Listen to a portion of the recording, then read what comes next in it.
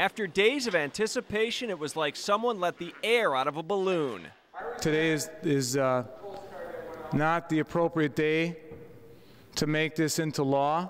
Republican Majority Leader John Gard's decision to postpone today's vote until Thursday turned the assembly into what sounded like a kindergarten class with no supervision.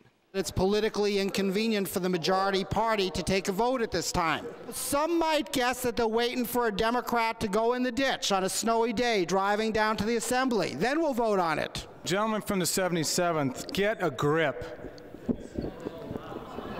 Get a grip. While Gard did his best to fend off attacks from Democrats, he did admit his intention was to bring the vote on the override when it has the best chance of passing, and not before then.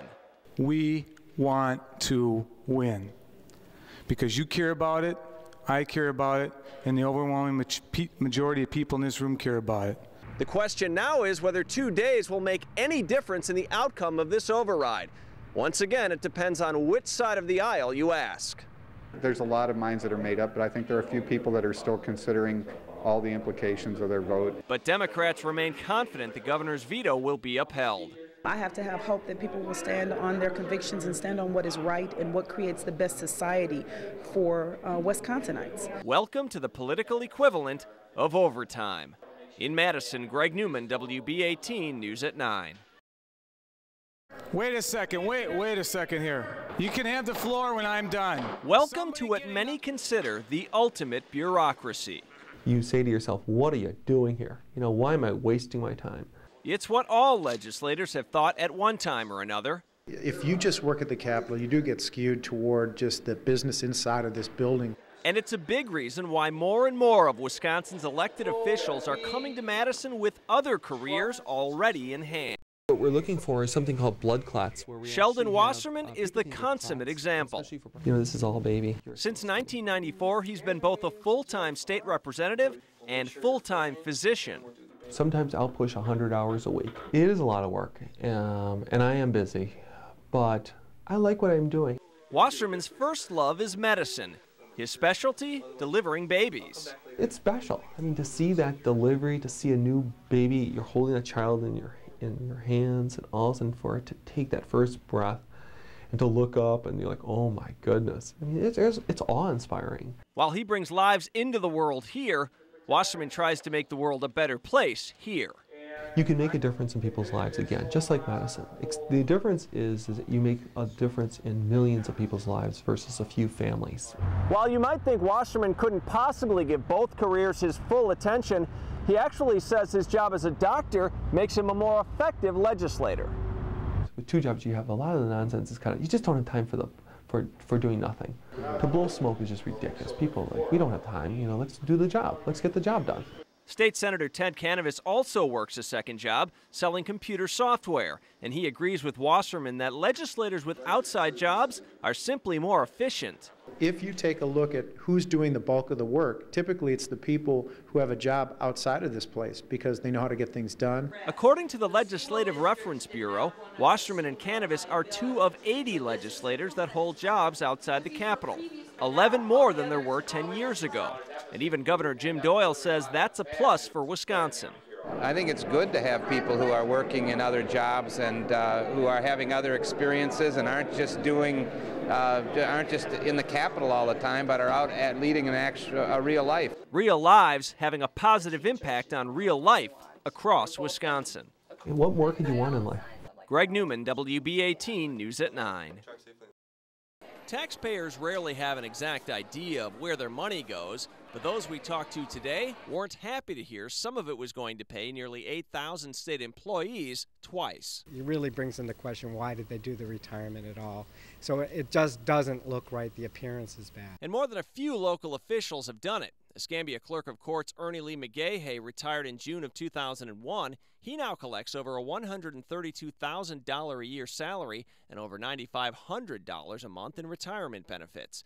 Ron McNesby chose to retire in 1998 to run for sheriff and now gets nearly $4,000 a month in addition to his $140,000 salary. I don't know of anybody in the general populace that gets to have that kind of retirement. Be nice if we could. I would doubt seriously if that was the ambition behind whatever passed. Jerry Maygarden was Pensacola's state representative when the loophole was passed through the legislature. It was done to help out a few lawmakers who had been on school district payrolls before they won election to the legislature. But now all state employees who qualify can take advantage. You come up with situations that, well, the legislature has to go back and fix, and this could be one of those.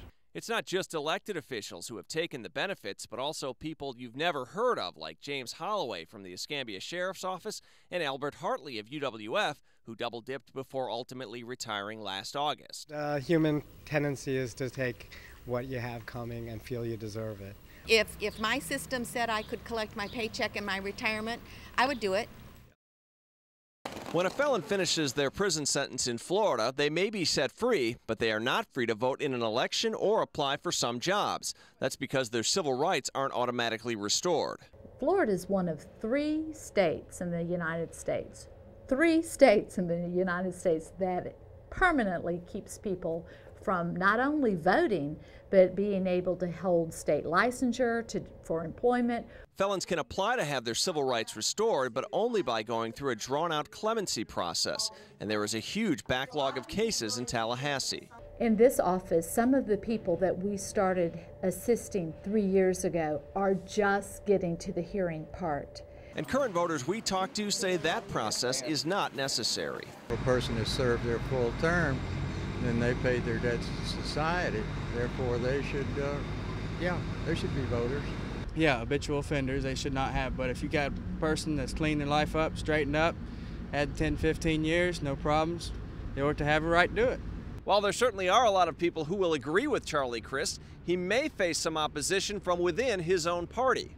I personally would not be in favor of automatic restoration of felon rights. And State Representative Dave Merzen doesn't think most of his constituents would be either. These are people who may have assaulted people, who may have shot at people, who may have robbed banks, serious crimes. You think about recidivism rates and people on probation, it shouldn't be an automatic thing. But Susan Watson believes if most people thought about the implications of the ban, they would support scrapping it. It cost taxpayers more than $1 million a year to keep the clemency department going and to do all this. It's very expensive, and there are better ways to use that money. Now we'll see if the candidates put their money where their mouths are. Greg Neumann, Channel 3 News.